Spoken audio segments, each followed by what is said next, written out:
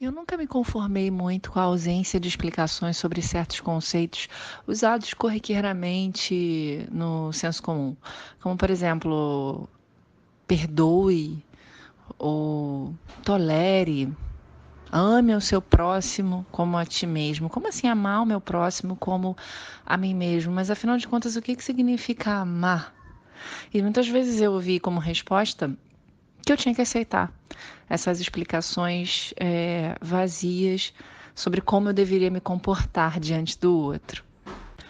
Estudando o pensamento do Platão, eu consegui satisfazer algumas dessas ausências, principalmente no que diz respeito ao amor. Em Platão, o amor ele está relacionado diretamente ao conhecimento. Você só pode amar alguma coisa se você a conhece de fato. Poderíamos aqui citar carreiras, disciplinas na escola, conteúdos que fazem a nossa cabeça exatamente porque nós conseguimos compreender toda a ordem, minimamente a ordem de funcionamento dessas questões. Alguém que é apaixonado pela biologia ou pela matemática é capaz de olhar para aqueles conteúdos ali e que o que para algumas pessoas pode parecer uma grande confusão de números e letras, para o apaixonado, para aquele que ama, melhor dizendo, parece um grande mundo ordenado, um mundo completamente organizado de ideias que faz todo sentido do início ao fim. E o Platão ainda complementa dizendo que exatamente porque nós conseguimos entender essa ordem de coisas, que nós conseguimos ver beleza nessas coisas. Então, o sujeito que gosta da matemática, ele vê beleza naquilo ali. Ele gosta da profissão de engenheiro, ele se afiniza com aquilo porque ele entende, porque ele compreende, e dali ele vê uma beleza que está associada ao conceito, à ideia de perfeição. Então, toda a compreensão que se tem sobre algum assunto, sobre alguma coisa, te leva para uma espécie de análise da perfeição daquela coisa. Então, na verdade, se a gente analisar com cuidado, vai perceber que não é o amor que vem primeiro, é o entendimento, é a compreensão, e dessa compreensão se vê beleza, e dessa beleza nasce o amor. Nessa ordem de coisas, a gente chega à relação mais pura, né, ao sentimento mais puro que um ser humano pode ter por outro. Agora, você pode estar pensando assim, mas um amor de mãe, um amor de um filho para um pai, é um tipo de amor que não exige um conhecimento prévio.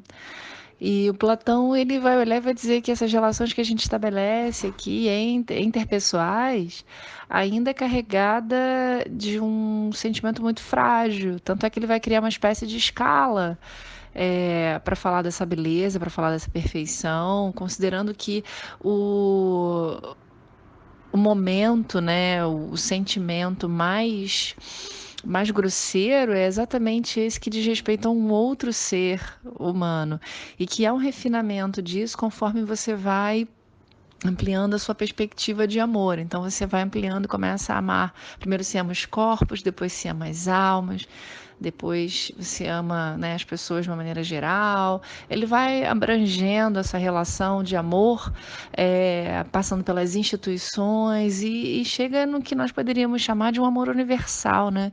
Uma perspectiva muito mais ampla do que seria amor. Então, eu penso que quando Platão aborda o conceito de amor, ele está indo muito longe, ele está indo muito mais fundo do que a gente é capaz de perceber. Mas trazendo para a nossa realidade humana, ainda pequena, né, diria ele, talvez medíocre, como eu poderia aprender a lidar com o outro, como eu poderia aprender a amar alguém?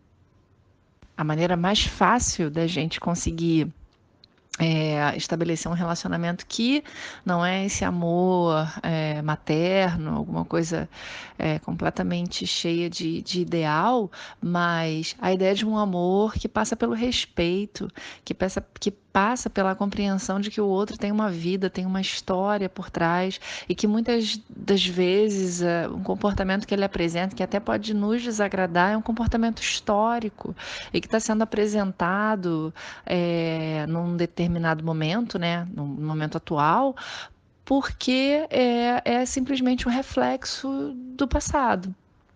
Então, se a gente parte do princípio de que todos nós somos seres carregados de uma historicidade e que o nosso comportamento é um reflexo dessa historicidade, fica mais fácil a gente olhar para o outro com menos julgamentos. E é muito mais interessante, então, a partir daí, criar a possibilidade de pensar o outro pelo olhar, pela lente do conhecimento.